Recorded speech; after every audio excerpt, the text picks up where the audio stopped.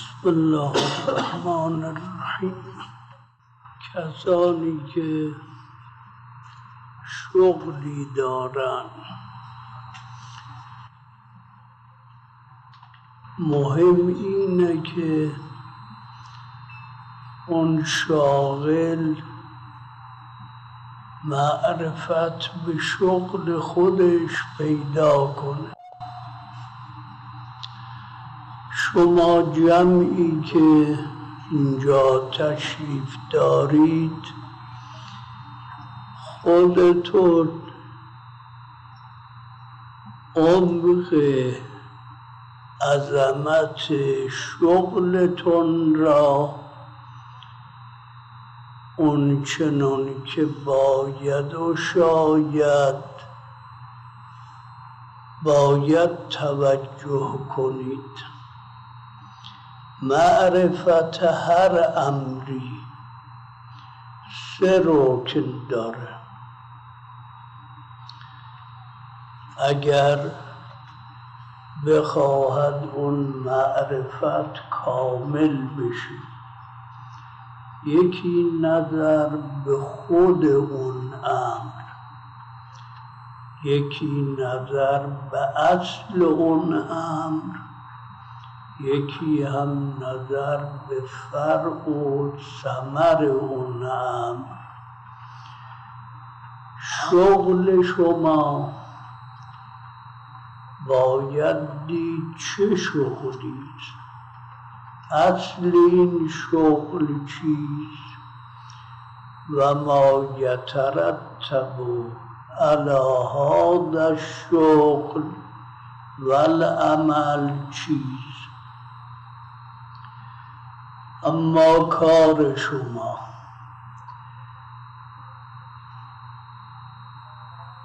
اضافه مغیره، به نفس اضافه مضاف، کسب حیثیت می کند از مضاف الیه و به همین ملاکه که اضافه نکره را معرفه می. اگر مضاف الیه درجه عظمتش محدود نباشه، قهرن به حکم برهان به مضاف اثر میکنه. شماها معلم حجید. این کلمه ساده ای نیست. ما اون چه امروز میگیم بعد باید برید چندین شبانه روی این مطالب مطالعه کنید تا اهمیت کار خودتون را بدانید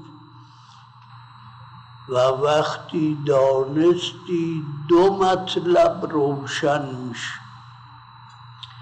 یکی مسئولیت چقدر سنگینه و یکی اجر چقدر عظیم. شماها مرشد جمعی هستید که اون جمع مهاجرند الی الله و الی رسوله. حجاجی که از خانه بیرون میان اینها میشن مهاجرین، هجرت میکنن. به چه هجرت میکنن؟ الی الله که مکه است، الی الرسول که مدینه است. قهرن شماها علمدار فوج مهاجرینید الی الله و رسوله. این کار کاریست عظیم، لا یدرک عمق عظمت این کار.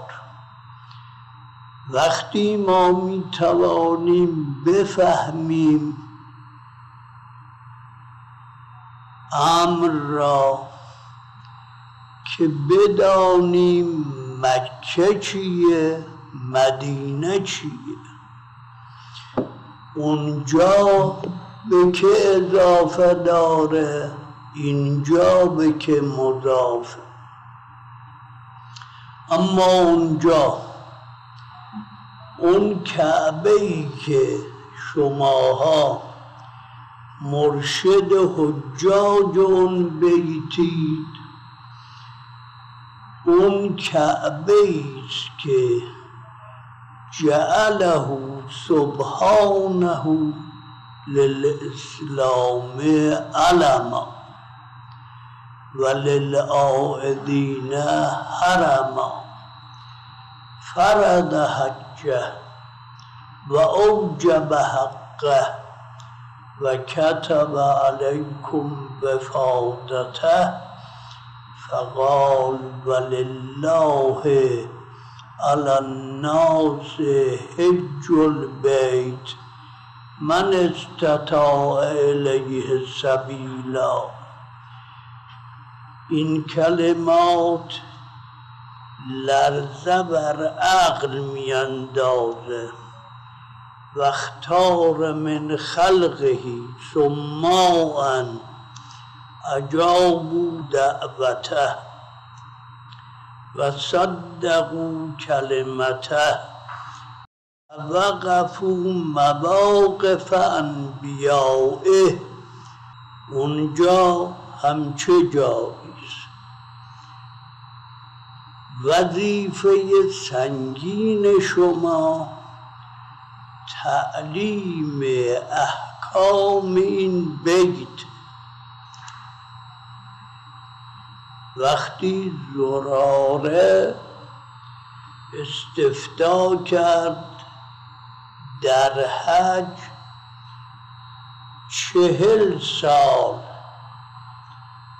مثل زرارت ابن اعین، زراره از ارکان دینه، اوتاد الارض اربعه، زراره محمد ابن مسلم، برید ابن معاویه، ابو بصیر لیث المرادی. زراره صدر این جمع 40 سال استفتا کرد. بعد تعجب کرد که در مدت 40 سال تمام نشد. امام فرمود به زراره این کلمه را، بیتی که 2000 سال قبل از آدم طواف شده، تو میخواهی مسائلش به 40 سال تمام بشه. عظمت بیت اینه، احکام این بیت به تناسب بیت فوق العاده مهمه. و اتم الحج والعمرة لله. حج و عمره 2 رکنن، ابواب مختلف، اسرار احرام، اون دقایقی که در طوافه، اون رموزی که در سعیه، اون رقایقی که در وقوفینه و اون لطائفی که در ایام و لیالی تشریق این شغل شماست. نتیجه اینه شماها کسانی هستید که عهدهدار اداره مهاجرین الی الله و الی الرسول. وظیفه سنگین شما امر. خوب دقت کنید. اولا همه افرادی که در کاروانند و شماها معلم اون جمعید، اینها ایتام آل محمد.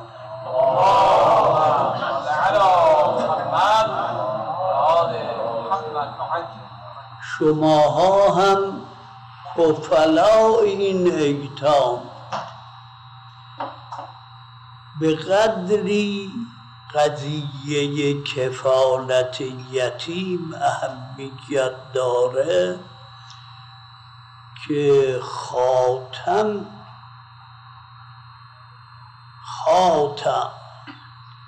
یعنی منتها نقطه سیر وجود، اون کسی که اینجا آرمیده او خاتمه. معنی خاتم اینه او ختم کرده تمام نتیجه خلقت را و تمام سلسله نبوت را. نظام تکوین و تشریع به اون کسی که اینجا خوابیده ختم شد. چنین کسی فرمود انا و کافل الیتیم که هاتین، من و کسی که یک یتیم رو کفالت کنه مثل این دو انگشتی از هم جدا نمیشه. این بیان حضرت حدیثیه از سید الشهدا. بالاتر کفالت یتیم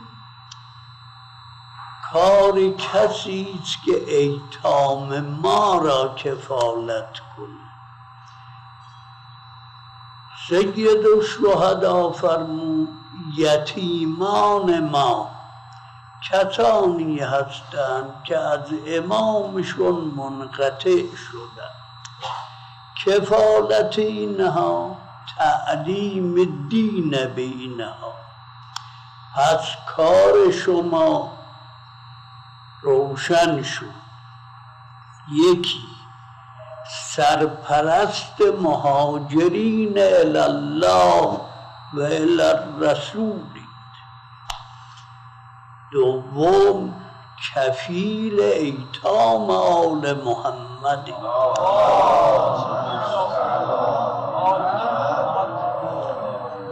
نعمتهایی نصیب اشخاص میشه، منتها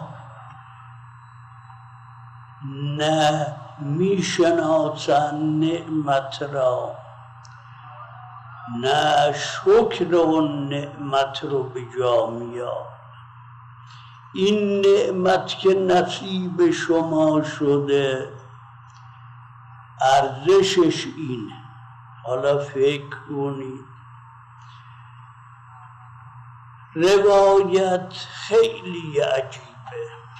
خدا به موسی بن عمران فرمود،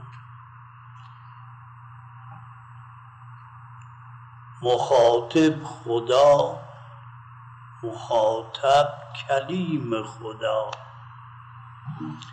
اما خطاب اینه. فرمود ای موسی اگر یک آبغی را به درگاه ما برگردان یا ضالی را از فناء ما به فناء ما هدایت کنی برای تو از عبادت 100 سال بالاتر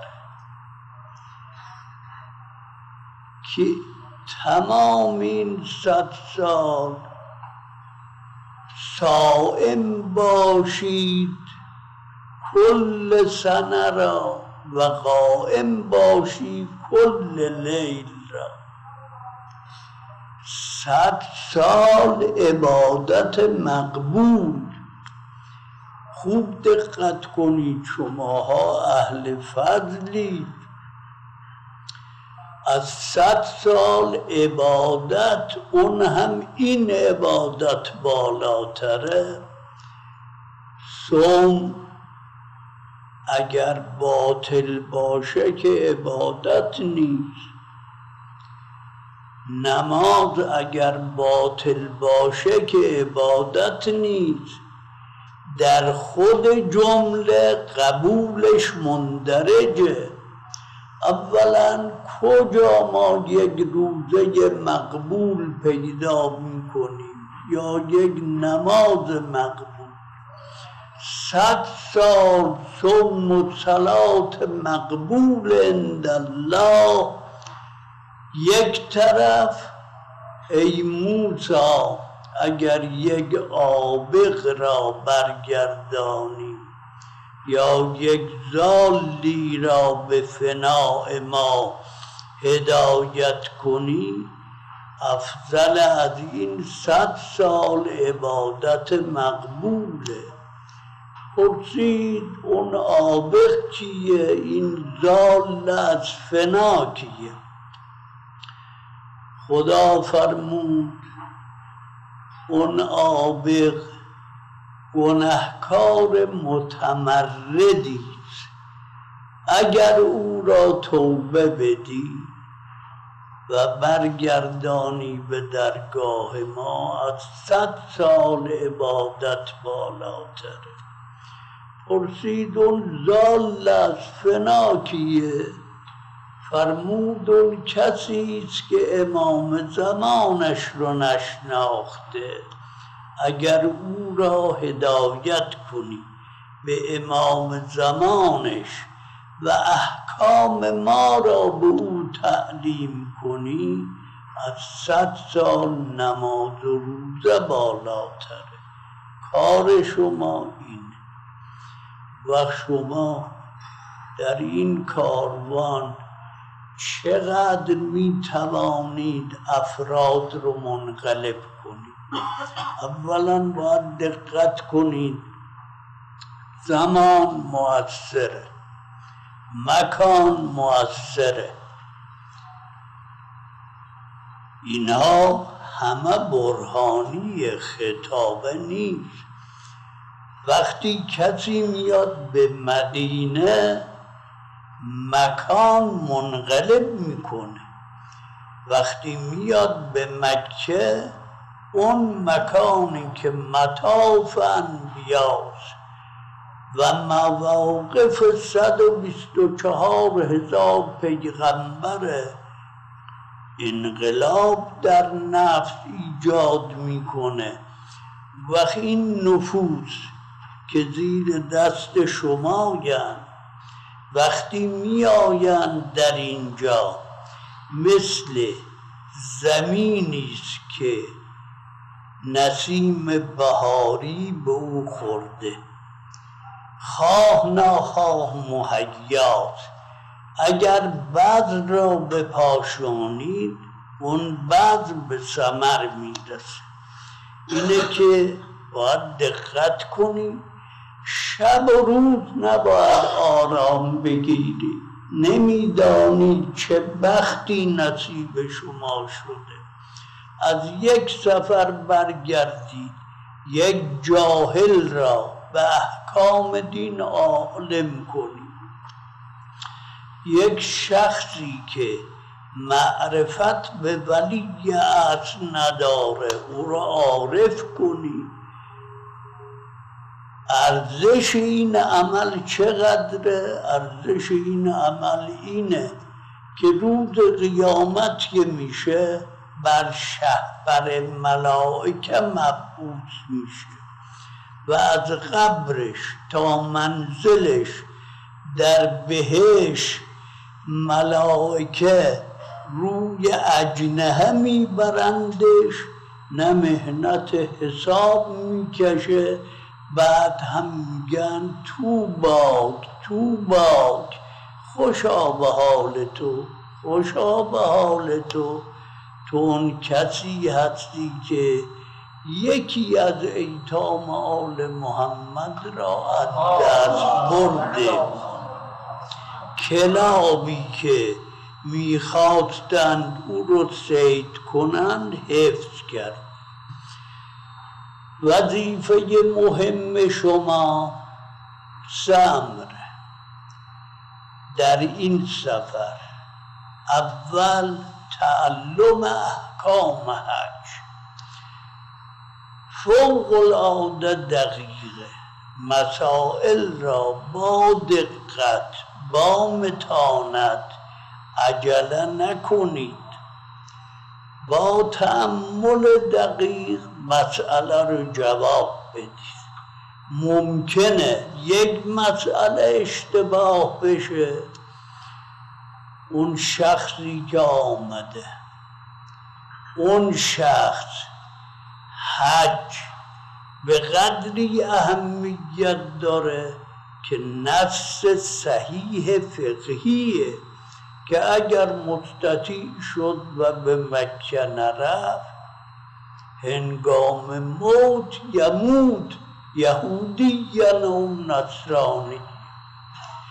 عظمت حجی که چنینه. بعد اگر فتوایی گفته بشه، مسئله ای رسیدگی نشه، اون حج باطل بشه، نتیجه چیه؟ نتیجه اینه که کل مفتن ضامنه. هر کسی که اون مسئله رو میگه ضامنه. گناه او میاد به گردن این گنده.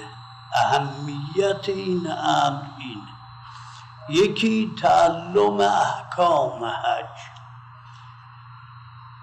خسته هم نشید، اجر رو ببینید. یک زن آمد خدمت صدیقه کبری. فاطمه زهرا کیه؟ فاطمه زهرا اون کسیه که منتها درجه عصمت اینه که بشر به جایی برسه که به غضب خدا غضب کنه، به رضای خدا راضی بشه. این دیگه منتها کمال بشریته. فاطمه زهرا کسیه که خدا به غضب او غضب میکنه، به رضای او راضی میشه. او همچه گوهر. ان الله یغضب لغضبک و یرضی لرضاک. 1400 ساله تمام منقدین رجال عامه جمع شدن در سند این حدیث خدشه کنن، نتوانستن. این حدیثی است که قطعی صدور از شخص خاتم و ما ینطق عن الهوی. همچه گوهری در مباهله خاتم النبیین امیر المؤمنین، اون 2 نفر 2 زینت عرش خدایند. اما تمام این دعا و مباهله باید تمام بشه به نساءنا و نساءکم و این جمع هم منحصر در این فرد بشه. علی ای حال این همون گوهریست که دل شب به خاک سپرده شد و آدم را برای ابد داغدار کرد.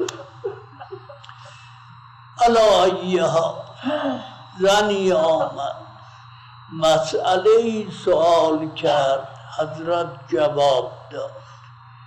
این زن عامی نفهمید، دوباره برگشت، حضرت باز جواب داد 10 مرتبه. این مسئله رو برای این زن فرمود. بعد زن عذرخواهی کرد که من شما رو زحمت دادم، این کلمه ای که اون روز فرمود برای شماست، واقعا بهتاوره. فرمود من از تو باید تشکر کنم، تو از من معذرت میخواهی. اگر باری به دوش کسی بگذارد، بگن این بار رو ببر از این سطح به اون فوق، این خانه رو پر از جواهر کنن، به اون بدهند، خستگی احساس میکنه؟ گفت نه. فرمود هر بار تو مسئله رو سوال کردی من جواب دادم، از زمین تا به آسمان برای من گوهر ساختن. اجر شما اینه که دقت کنید، مسائل را با تحقیق بیان کنید. رکن دوم که مهمه، باید شما بر شبهاتی که مخالفین القا میکنن سیطره داشته باشید. تمام شبهات اونها را باید فرد حلاجی کرده باشید، مسلط باشید. وقت نتیجه چیه؟ این قضیه اجرش چقدره؟ اجرش اینه. اون کار اول شما بود، عظمتش، این هم ثمرش. این هم کار دوم شماست، عظمتش چقدره، ثمرش چقدره. اولا شبهه‌ای که القا میشه خوب دقت کنید. آدم سالم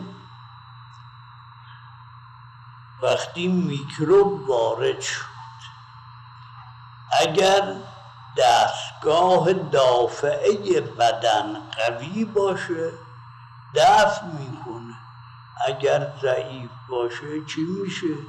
خواه نخواه اون میکروب مسلط میشه، کم کم مثل خوره همه را میخوره. شبه در ارواح و نفوس مثل میکروب در ابدان. این نفوس پاکی که از ایران میاد، این افراد با این دلهای پاک از همه شبهات، کدورات، اگر اینجا مفسدی شبهه‌ای در نفسی القا کنه، اون نفس در اثر ضعف متأثر بشه، مسئولیت این خان منصور به خدا باید پناه برد اگر در این زمینه کوتاهی بشه. شبهات اینه که باید شما دوره سال مسلط باشید بر شبهاتی که القا میشه و دفاع از این شبهات. اجر عمل شما چقدره؟ اجر عمل اینقدره. خوب با دقت کنید این روایت را. فرمود روز قیامت که میشه عالم 70 درجه بر عابد مقدمه. فاصله مقام اون عابد با مقام اون عالم 70 درجه است. بین هر درجه ای تا درجه ای باز 70 سال سیر یک اسب سواری است که بتازه. اینقدر فاصله بین دو مقام. وقت معلله اونی که امام فرموده علتش هم ذکر کرده. اون عابد عمری عبادت کرده، اونم نه عبادت باطل، عبادت مقبول به درگاه خدا. باز اجر اون عالم اینه و درجه او حدش اینه. بعد علت چیه؟ علتی که امام ذکر میکنه اینه. فرمود علتش اینه که اون عابد به خودش پرداخته، ولی این عالم یک شبهه از دل یک گرفتار مشتبهی دفع کرده. یک شبهه اگر دفع بشه، یک شخص را اگر شما از مرض صیانت کنید اجرش اینه. در هر حال قدر این نعمت رو بدانید، مسئولیت این قدره، اجر هم این قدره. به این افراد بفهمانید که کجا آمدن، اینجا چه خبر. من نمیتونم بگم چه خبره، یک کلمه میگم و اون کلمه اینه: اون مکه‌ای که اون قوقاست، اون مقامه، اون کعبه‌ای که دارای این موقعیته، شماها فکر کنید بعد نه یک روز، یک سال هم اگر فکر کنید به کنه مطلب هنوز ما نمیرسیم. مهم اینه که اون مکه با اون مقام، با اون کعبه، با اون ابراهیم، خدا میفرماید به صاحب این قبر: لا اقسم بهذا البلد و انت حل بهذا البلد. لا اقسم بهذا البلد و انت حل بهذا البلد. من به این مکه قسم میخورم. علت این که به این مکه قسم میخورم برای این که تو در اینجا جا گرفته ای. این متن قرآنه. این کیه؟ صاحب این قبر کیه؟ الم نشرح لک صدرک. بخوانید قرآن را، ببینید: و علمک ما لم تکن تعلم و کان فضل الله علیک عظیما. اون خدای عظیم به عظمت این رو یاد میکنه. بعد آخرش میفرماید: و رفعنا لک ذکرک. ما ذکر تو را بالا برد. به کجا بالا برد؟ اسم رو ببین به کجا رسونده، مسما رو بفهم به کجا رسیده. و رفعنا لک ذکرک، اسم اون رو به قدری بالا برد که هم ترازوی اسم خودش کرد. اشهد ان لا اله الا الله، اشهد ان محمد رسول الله. در هر نمازی اشهد ان لا اله الا الله وحده لا شریک له و اشهد ان محمدا عبده و رسوله. اسم شد همزانوی اسم خدا. باید فهمید مسما با مسما چه نسبتی داره. جف القلم.